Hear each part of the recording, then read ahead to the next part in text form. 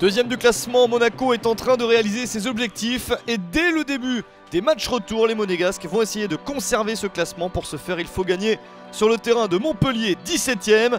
Une équipe de Monaco qui sera bien emmenée par Falcao, de nouveau titulaire en Ligue 1. En face, Montpellier privé d'Aïfana, Dabo et Boccali blessés. Mais la recrue du mercato hivernal, l'attaquant Bai Niang, prêté par l'AC Milan, est bien titularisé par Roland Courbis. Montpellier n'a que 3 points d'avance sur Valenciennes, le 18ème et premier relégable. Des Montpelliérains inquiétants lors des matchs allés et qui vont essayer face à Monaco de créer l'exploit. Mais attention à James Rodriguez. Il n'est pas passé mais le ballon est récupéré par Moutinho. Une bonne frappe. C'est sauvé par Geoffrey Jourdain. Bonne première opportunité pour le club de la Principauté. Monaco n'est qu'à 3 points du Paris Saint-Germain avant le début de cette 20e journée, première journée des matchs retour. La rencontre est équilibrée avec ce ballon qui revient dans la surface de réparation et cette occasion énorme avec une position de hors-jeu imaginée par Rémi Cabella, mais le drapeau ne s'est pas levé.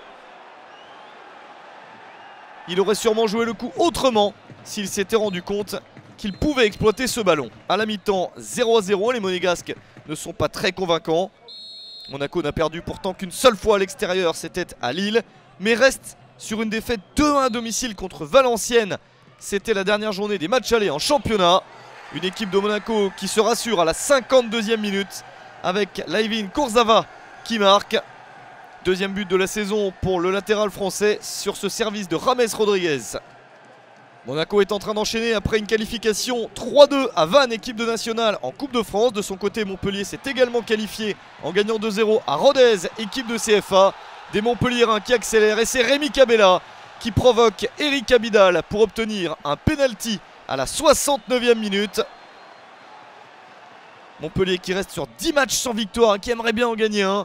Déjà égalisé contre Monaco serait une bonne nouvelle. Et c'est fait en 2 temps grâce à Bai Niang.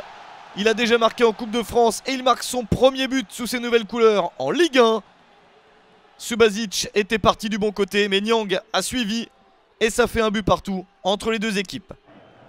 Montpellier n'a pris que 2 points sur les 5 derniers matchs. Des Montpelliérains qui se battent jusqu'au bout, mais qui ne réussissent pas à faire chuter Monaco.